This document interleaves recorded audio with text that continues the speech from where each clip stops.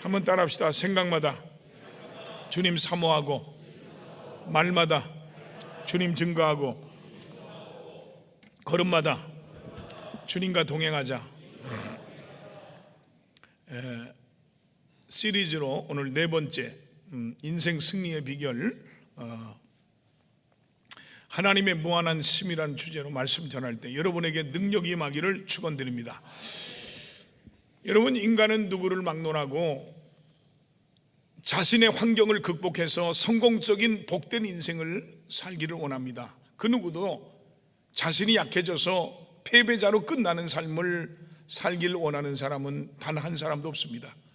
우리가 복되고 가치 있고 성공적인 삶을 살아가기 위해서는 나 자신의 노력만 가지고는 안 됩니다. 우리 앞을 가로막는 수많은 어려운 환경과 여건을 극복하기 위해서는 반드시 내 힘이 아니라 또 다른 힘이 필요한 것입니다. 유명한 러시아의 작가 톨스토이는 원래 귀족 출신으로 온갖 부귀영화를 다 누리며 살아왔지만 참된 만족을 얻지 못했습니다. 그는 작품을 통해서 수많은 사람들에게 갈채를 받았지만 이 마음속에 끊임없이 다가오는 이 죄에 대한 불안과 공포로 어쩔 줄을 몰라 했습니다. 그러던 어느 날 한적한 시골길을 걸어가던 중에 어느 농부를 만났는데 그의 얼굴에는 유난히도 평화로워 보였습니다. 톨스토이는 그 농부에게 도대체 당신의 그 평화로운 삶의 비결이 무엇이요? 라고 물었습니다. 그러자 그 농부는 나는 하나님을 믿고 의지하고 살기 때문에 내 마음은 항상 기쁠 수밖에 없습니다 라고 했다고 합니다. 그 말을 들은 이 톨스토이는 그날부터 진지하게 하나님을 찾기 시작했습니다. 그 후로 결국 톨스토이는 하나님을 만났고 영접하게 됐고 마음속의 불안과 공포는 사라져버렸습니다.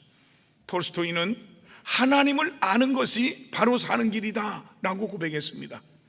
사랑하는 성도 여러분, 이 세상에서 아무리 성공적인 삶을 살아가는 것 같아도 근본적으로 하나님과 나와의 관계가 바로 맺혀지지 않으면 그는 여전히 불안한 인생을 살아가게 되는 것입니다.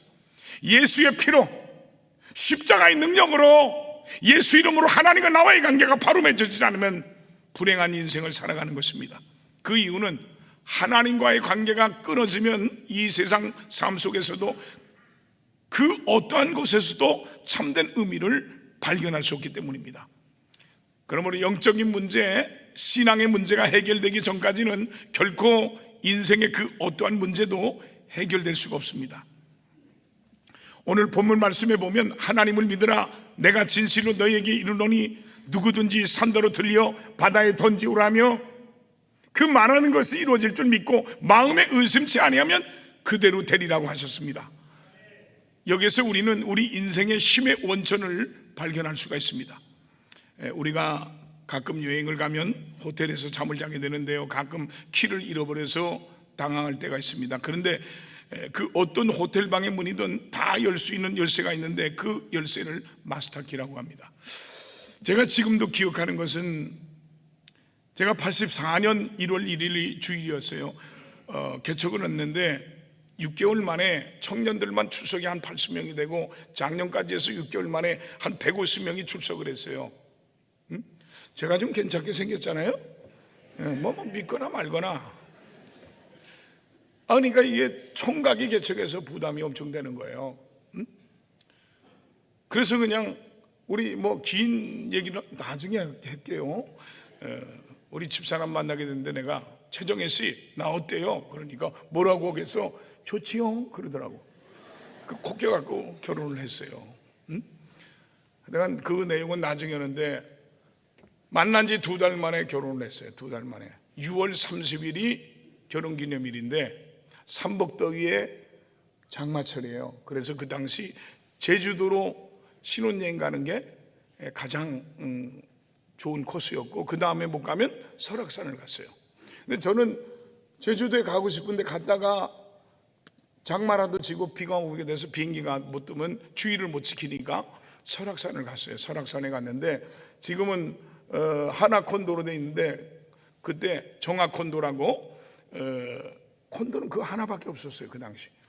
그래서 거기 숙소를 잡고 하룻밤 자고 다음날 아침에 일찍 이제 관광을 하기로 해서 개인 택시를 잡아놨어요. 잡아놨는데 딱 아침도 잘 먹고 둘이서 내가 먼저 탁 타더니 갑자기 내리는 거예요. 그럼 어디 가냐니까 잠깐만 갔다 오겠대. 말도 안 하고. 그거 가더니요 5분이 지나고 10분이 지나도 안 오는 거예요. 근데 성질이 급하잖아요. 뚜껑이 열린 거예요. 내가요 씩씩거리고. 근데 15분이 돼도 안 오고 20분이 돼도 안 오는 거예요. 그래서 숙소로 올라가서 문을 막 두들겼는데 답이 없어요. 쓰러졌나 별 생각이 다 드는 거예요. 그래가지고 프런트에 가서 문 좀 열어달라니까 조금 기다려보라고 그러더라고. 그래서 30분이 지나도 안 오는 거예요. 그래서 프런트에 가서 또 문 좀 열어보라니까 조금 더 기다려보래. 그냥 소리를 질렀더니 그때서 마스터 키를 가져서 탁 열어놓은 거예요. 근데 아무도 없어요.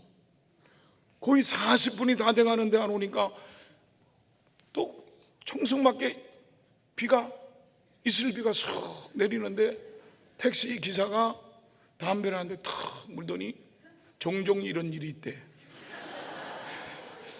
사람 환장하겠더만.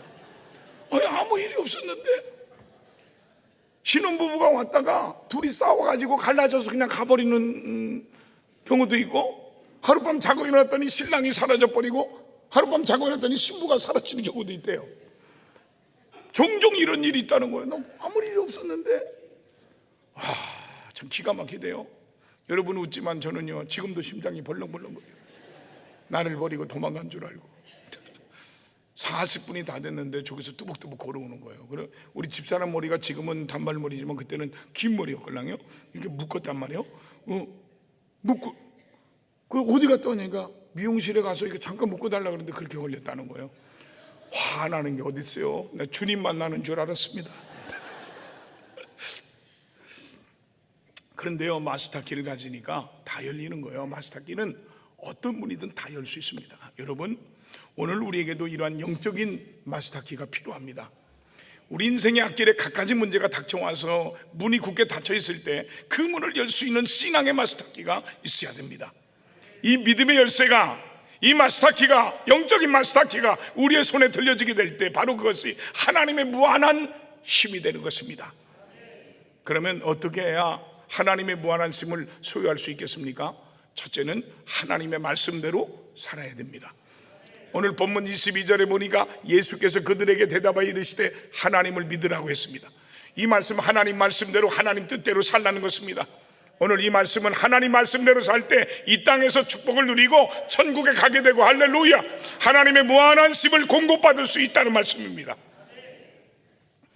여러분 전기도 플러스 전기와 마이너스 전기가 연결될 때 놀라운 전력이 발생하는 것처럼 우리의 믿음이 하나님 말씀에 연결될 때 하나님의 무한한 힘이, 하나님의 무한한 능력이 공급돼서 자신의 운명을 능력 있게 개척할 수가 있는 것입니다. 물질의 풍요를 누리며 아름다운 집에서 좋은 가구를 사용하고 좋은 차를 몰고요 부족함이 없이 사는데도 왠지 마음이 불안한 까닭은 하나님 말씀이 그 심령 속에 없기 때문입니다. 왜 수조원의 재산을 가진 재벌이 자살해 죽었겠습니까? 그의 마음속에 공허가 있고 어둠이 있기 때문입니다. 하나님 말씀이 없기 때문입니다. 그래서 오랫동안 예수를 믿고 신앙생활하면서도 살아계신 하나님을 만나지 못하면 공연히 혹시 우리 남편이 출근하다 잘못되는 거 아닌가? 우리 아이들이 학교 가다가 교통사고 당하는 건 아닌가? 하나님이 내게 벌을 내리신 것은 아닌가 하는 쓸데없는 불안감과 공포심으로 근심 걱정하는 것은 그 심령에 하나님 말씀이 은혜가 없기 때문입니다. 표준 세번역 성경 시편 119편 165절에 보면 주의 법을, 주의 말씀을 사랑하는 사람에게는 언제나 평안이 깃들고 할렐루야, 그들에게는 아무런 장애물이 없다 그랬습니다. 구약에 나오는 요셉은 17년 동안이나 모진 종살이 됐으나 끝까지 하나님과 동행하며 그 마음속에 말씀을 간직하고 있었기 때문에 영적인 하나님의 무한한 힘으로 애굽의 국무총리가 될 수 있었던 것입니다. 모세도 애굽의 왕자로 바로 왕국에 살 때는 그의 심령 속에 하나님을 모시고 살지 않았기 때문에 사람만 때려 죽이는 살인자가 됐지만 저 미디안 광야에서 40년 동안 양떼를 치며 겸손히 기도하고 하나님을 의지함으로 이스라엘 민족의 지도자가 될 수 있었던 것입니다. 다니엘도 에스더도 루터도 칼빈도 마찬가지입니다. 여러분 우리 기독교는 이 우주 만물을 창조하신 살아계신 하나님의 무한한 힘을 마음속에 간직해서 살아갈 때 창조적인 힘 있는 삶을 살아가게 되는 것입니다. 그것이 바로 하나님의 말씀인 것입니다. 마틴 루터는 늘 바르게 살고 올바로 살려고 했었으나 항상 고달받고 힘이 들었습니다. 하루는 성경을 읽다가 로마서 1장에서 딱 멈추게 됐습니다. 그리고 오직 의인은 믿음으로 말미암아 살리라는 로마서 1장 17절 말씀에 눈이 뜨여 행함으로는 결코 구원을 얻을 수 없다는 진리를 깨닫게 됩니다. 여러분, 기독교의 진리는 설교에 있는 게 아니라 십자가에 있는 것입니다. 설교에 있는 게 아니라 예수의 피에 능력이 있는 것입니다. 예수 이름에 구원이 있는 것입니다. 그리고 그는 마침내 부패한 캐톨릭을 비판하는 95개조 방방문을 발표하게 이룹니다. 그리고 그곳에 서서 두 손을 들고 기도합니다. 하나님, 제가 여기 서 있습니다. 주님 뜻대로 하옵소서. 이런 루터의 용기가 없었다면 오늘날 교회도 없었을지도 모릅니다. 루터를 통해 우리는 불의와 타협하지 않고 의와 진리를 위해 말씀대로 살기를 다짐하게 됩니다. 세상 모든 사람들이 불의와 손잡고 승승장구하는 것 같아도 하나님 말씀에 굳게 서면 주님이 내 손을 붙드심으로 끝까지 걸어갈 힘을 주시는 것입니다. 두려워하지 마십시오. 염려하지 마십시오. 주께서 함께 하십니다. 오직 말씀을 붙들고 십자가를 붙들고 예수님의 보혈의 피의 능력을 믿고 오직 예수 이름으로 승리하기를 주님의 이름으로 축원합니다. 우리말 성경 여수와 1장 8절로 9절에 보면 이 율법책이 내 입에서 떠나지 않게 하고 하나님 말씀이 내 입에서 떠나지 않게 하고 그것을 밤낮으로 묵상해 그 안에 기록된 모든 것을 지켜 행하라. 그리하면 네 길이 번창하고 성공하게 될 것이다. 내가 내게 명령하지 않았느냐? 강하고 담대하라. 두려워하지 말고 낙심하지 말라. 네가 어디를 가든지 여호와 내 하나님이 너와 함께 할 것이다 라고 했습니다. 오라토리오 메시아를 작곡한 핸델이 있어요. 그는 젊어서부터 최고의 음악가로 명성을 날렸지만 한동안 지독한 침체기를 겪었어요. 발표하는 곡마다 악평을 받았고 핸델의 위대한 날은 끝났다, 그의 영감은 이제 바닥났다는 말이 세간에 퍼져나갔습니다. 예전의 명성을 회복할 수 없을지도 모른다는 이 불안함과 스트레스에 시달린 핸델은요, 손가락이 마비되고요, 머리가 빠지고요, 불면증으로 밤마다 잠 못 이루는 지경까지 이르게 됐어요. 이 고통과 괴로움 속에 지내던 그는 어느 날 친구가 건네준 성경책을 읽게 됩니다. 그는 이사야 40장 1절에 너희 하나님이 이르시되 너희는 위로하라 내 백성을 위로하는 말씀을 읽다가 온몸에 흐르는 전율을 느끼게 됩니다. 하나님 말씀이 그의 마음에 감동으로 다가왔습니다. 그는 이 말씀을 음악으로 나타내기로 했습니다. 그로부터 23일 뒤 식음을 전폐한 채 하나님의 영감을 받아서 메시아라는 대작이 탄생했습니다. 1743년 3월 23일 런던의 한 극장에서 메시아 공연이 있었습니다. 막바지에 할렐루야 합창 부분이 울려 퍼질 때 그 자리에 있던 영국왕 조지 2세가 갑자기 자리에서 벌떡 일어났습니다. 그러자 누가 먼저라 할 것 없이 모든 관객이 자리에서 일어나는 장관이 연출됐습니다. 그부터 할렐루야가 울려 퍼질 때는 모두가 일어나서 주님을 찬양했습니다. 하나님이 말씀으로 천지를 창조하신 것처럼 하나님 말씀이 우리에게 임하면, 내게 임하면 창조의 새 역사가 시작되는 것입니다. 하나님 말씀을 따를 때 우리 인생의 능력이 나타납니다. 말씀이신 예수님 안에 거할 때 그분의 모든 은혜와 그분의 모든 평강과 힘이 나에게 오는 것입니다. 그래서 시편 119편 105절에 주의 말씀은 내 발의 등이요 내 길의 빛이라고 했습니다. 모두가 죽음을 선택할 것이라고 생각했던 한 사람이 있었어요.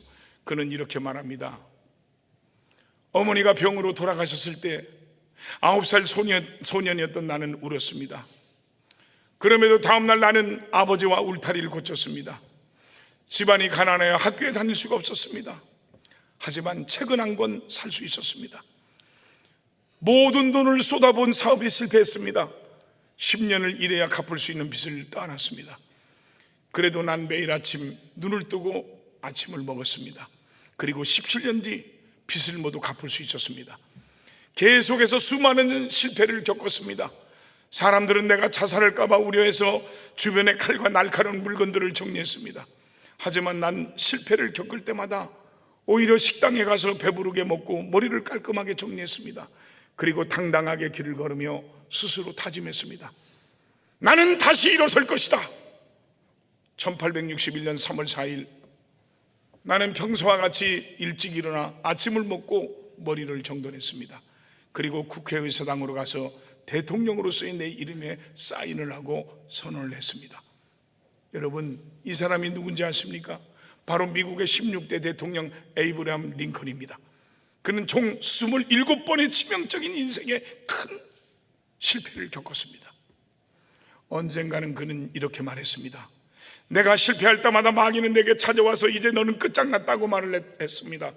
그러나 내가 실패할 때마다 하나님은 내게 오셔서 너는 절망하지 말고 이 실패의 경험을 가지고 더 큰 일에 도전하라고 말씀하셨습니다.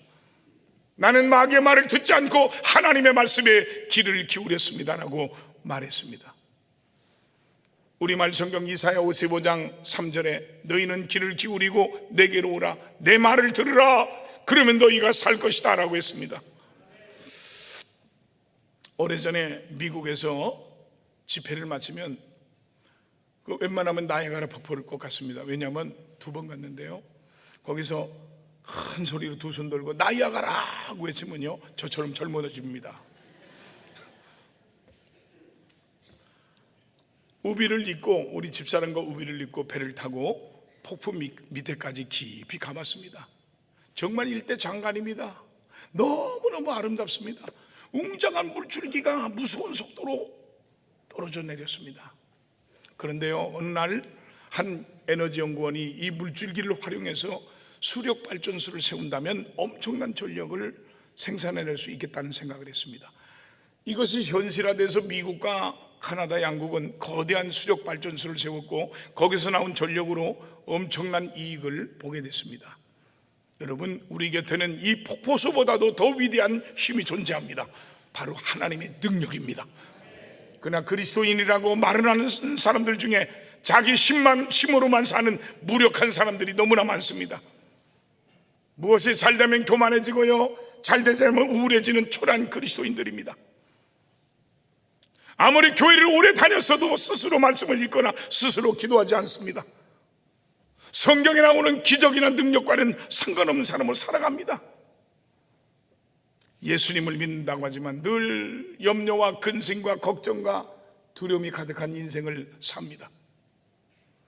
교회를 다닌다는 것 외에 불신자와 차이가 없습니다.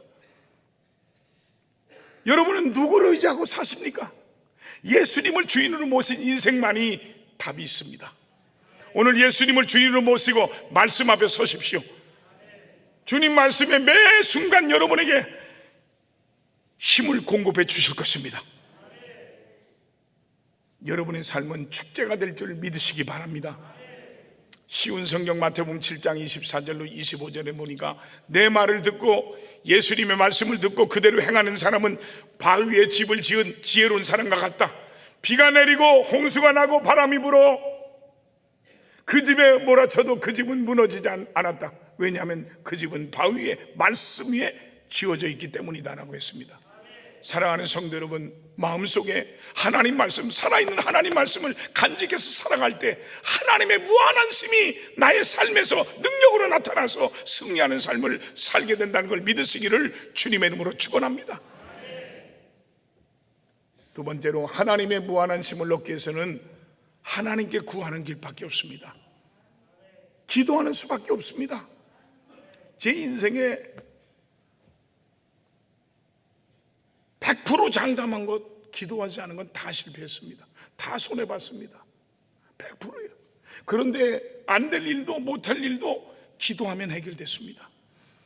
오늘 본문 24절에 그러므로 내가 너에게 말하노니 무엇이든지 기도하고 구한 것은 받은 줄로 믿으라. 그리하면 너에게 그대로 되리라고 했습니다. 마태복음 7장 7절로 8절에 보니까 구하라 그러면 너희에게 주실 것이요, 찾으라 그러면 찾아낼 것이요, 문을 두드리라 그러면 너희에게 열릴 것이니 구하는 이마다 받을 것이요, 찾는 이는 찾아낼 것이요, 두드리는 이에게는 열릴 것이라 그랬습니다. 이 원어의 뜻을 보면 구하라, 찾으라, 두드리라는 이 말은 계속적인 진행의 뜻이 담겨져 있습니다. 계속적으로 간구하고 끊임없이 찾으며 쉬지 않고 기도하라는 말씀인 것입니다. 미국의 유명한 작가요, 처세술의 전문가인 데일 카네기가 세상을 떠나기 전에 기자가 당신이 지금까지 성공적인 삶을 산 비결이 뭡니까? 라고 물었어요. 그때 그는 나는 매일 아침마다 기도의 생활을 해왔습니다. 그리고 나 자신을 하나님께 바쳤습니다. 이로 인해서 정신적인 갈등과 번민은 내게서 사라지고 평화와 능력이 나를 사로잡았습니다. 라고 대답했어요. 많은 사람들이 내가 무엇을 구해야 할지를 알지 못하고 그저 막연하게 살아가는 사람들이 많이 있습니다. 그러나 우리들은 구체적으로 하나님 앞에 구하고 하나님의 무한하심을 얻어서 창조적인 삶을 살아가야 합니다. 이봉삼 집사님은 해양 심층수 개발로 성공한 사람인데요, 그는 본래 저 부산에서 건설회사를 운영했는데요, 두 아들과 부인이 교회 다니는 것을 그렇게 반대를 하고 핍박을 했어요. 그런데요, 건설회사가 그만 부도가 나서 문을 닫고 절망적인 상황이 되자 그도 할 수 없이 부인과 아들을 따라서 교회를 다니게 됐습니다. 그리고 한날은 기도원에 가서 철야기도 하던 중에 푸른 바다와 넓은 갯벌 가운데 예수님이 서 계시는 환상을 보게 됐습니다. 그때부터 이분이 믿음의 확신을 갖고 예수님이 살아계심을 믿고 교회 봉사에 앞장서며 각종 예배 빠지지 않고 열심히 선교 후원을 했습니다. 그러던 어느 날 친구가 찾아와서 땅 하나를 보러 가자고 했습니다. 그래서 친구 따라 부산의 한 바닷가에 갔는데요, 너무 깜짝 놀랐습니다. 그것은 환상 가운데 보았던 것과 똑같은 곳이었습니다. 그는 가까스로 돈을 마련해서 그 바닷가 갯벌 땅을 샀습니다. 그리고 기도하며 하나님의 뜻을 다시 물었습니다. 기도 가운데 그 갯벌에서 해양 심층수를 개발하여 6천여 평의 땅에 대중 사우나와 스포츠 센터를 지었고 비누, 치약 등 생활용품과 화장품도 만들어서 팔았습니다. 그런데요, 이 바닷속에서 나온 물이나 다른 곳과 달라서 그 물속에만 들어가면 각종 피부 질환이 깨끗하게 치료됐습니다. 그것이 소문이 나면서 전국에서 사람들이 몰려와서 직원이 약 100여 명이 넘고요, 1년에 수백 원의 매출을 올리는 사업에 성공을 했습니다. 그래서 그는 하나님께서 내 인생을 책임지고 나를 돌봐주셨으니 이제 내가 하나님 앞에 종으로 순종하면서 하나님을 위해 살겠습니다 라고 고백을 했습니다.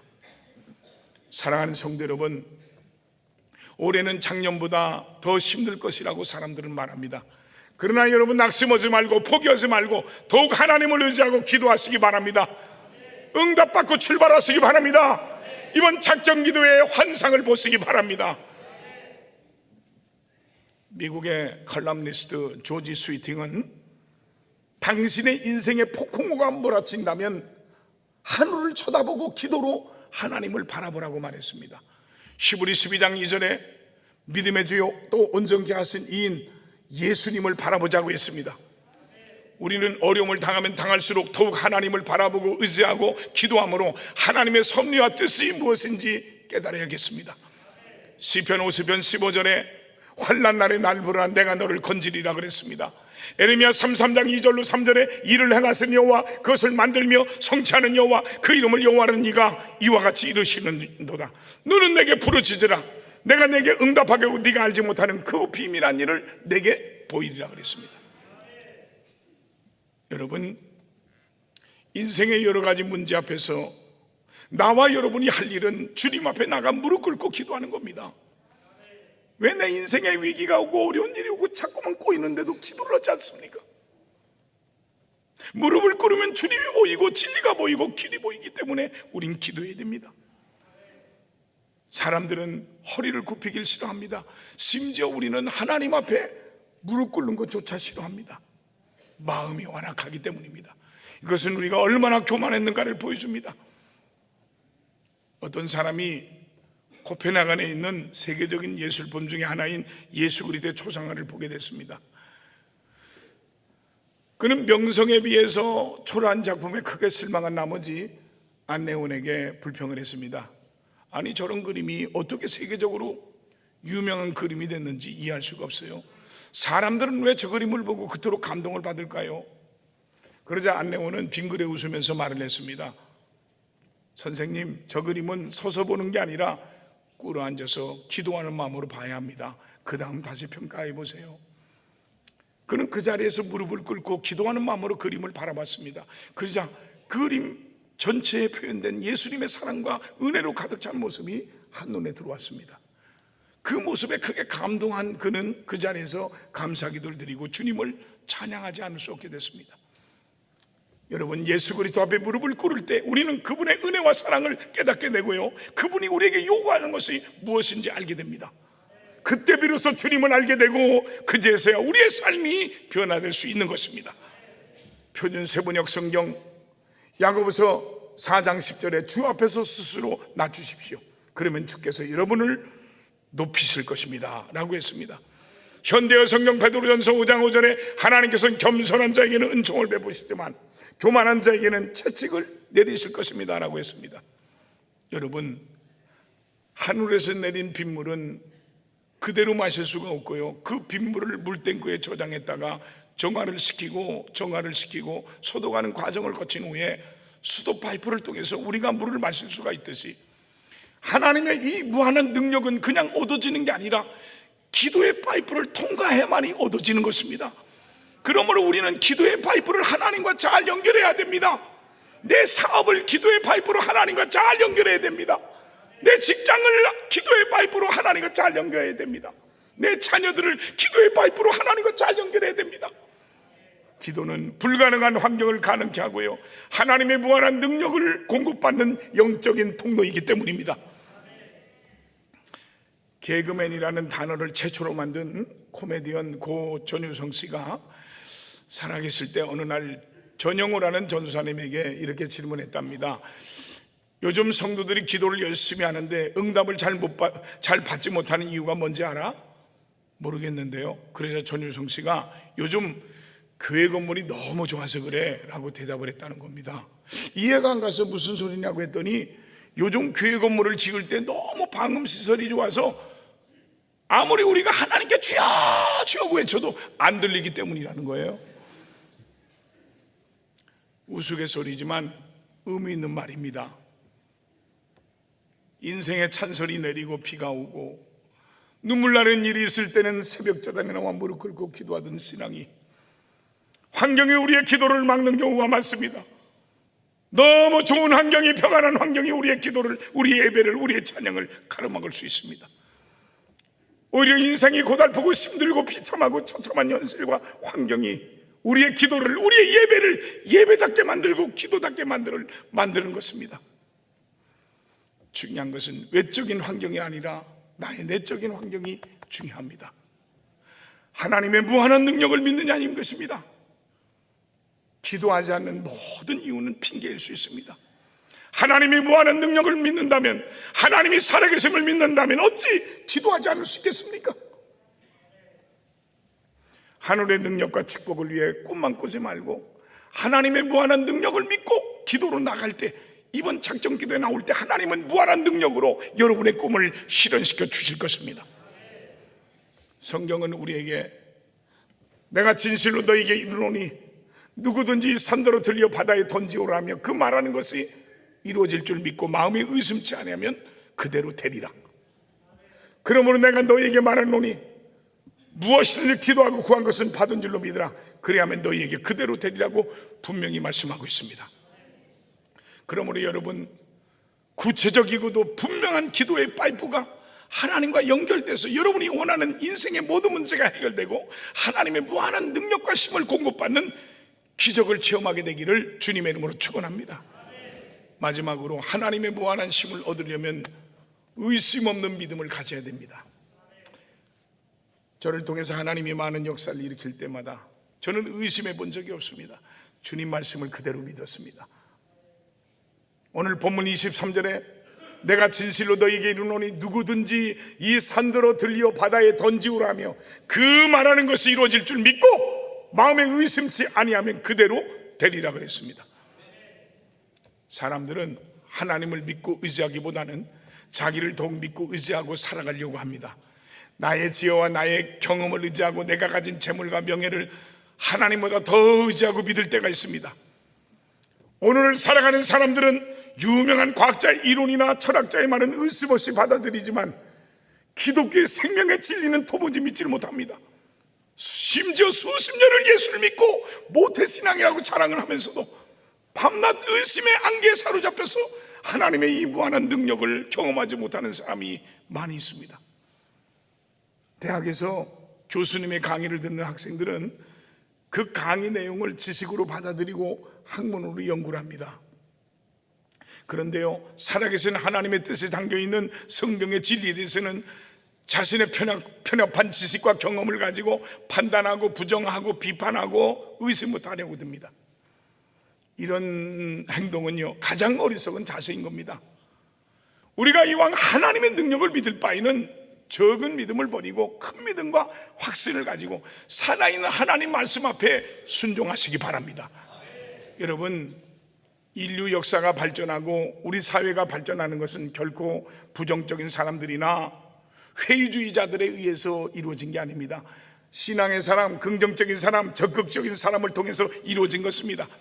그래서 시브리 11장 6절에 믿음이 없이는 하나님을 기쁘시게 못한다고 했습니다. 요한일서 5장 4절에 보니까 세상을 이기는 승리는 이것이니 우리의 믿음이라고 했습니다. 마가복음 9장 23절에 예수께서 이르시되 할 수 있거든요. 무슨 말이냐? 믿는 자에게는 능히 하지 못할 일이 없느니라 그랬습니다. 경영학 박사인 공병우 집사님의 간증이 있어요. 그는 예수님을 만나기 전과 만난 후 자신의 생각이 얼마나 극적으로 바뀌게 됐는지를 이야기합니다. 그분이 예수를 믿기 전에 쓴 대표 저서인 부자의 생각, 빈자의 생각을 보면 확실히 알 수 있습니다. 이 책에서 부자의 생각은 인생을 근사하게 살게 해주는 멋진 생각을 말합니다. 즉, 내 인생을 개척하는 것은 오로지 나뿐임을 알고 그 누구도 의지하지 않고 당당하게 자기 인생을 책임지는 사람이 되자는 것이 부자의 생각입니다. 반면에 빈자의 생각은 끌려다니는 인생을 살아가는 패배주의자의 생각입니다. 그런데요, 이 공박사는 예수를 믿고 나서 은혜 받고 나서 저술한 공병우의 성경 공부에 이렇게 썼습니다. 우리가 처한 환경과 상관없이 참 행복과 평화를 누릴 수 있는 방법이 있습니다. 그것은 당신의 힘과 능력으로 만드는 것이 아닙니다. 그저 하나님이 주시는 대로 누리는 것입니다. 여러분은 지금 행복한 예수를 믿습니까? 아니면 근심의 예수를 믿습니까? 하나님이 주신 모든 것을 누리는 축복이 여러분에게 있기를 축원드립니다. 예수님을 만나지 못한 인생은 자기가 가지고 있는 힘과 능력과 배경만 의지하고 자랑하며 삽니다. 자기의 유한한 힘과 자존심을 내세우며 살아갑니다. 이러한 내 생각을 버리기 전에는 은혜도 성공도 없고 사탄에게 사로잡혀 살 수밖에 없습니다.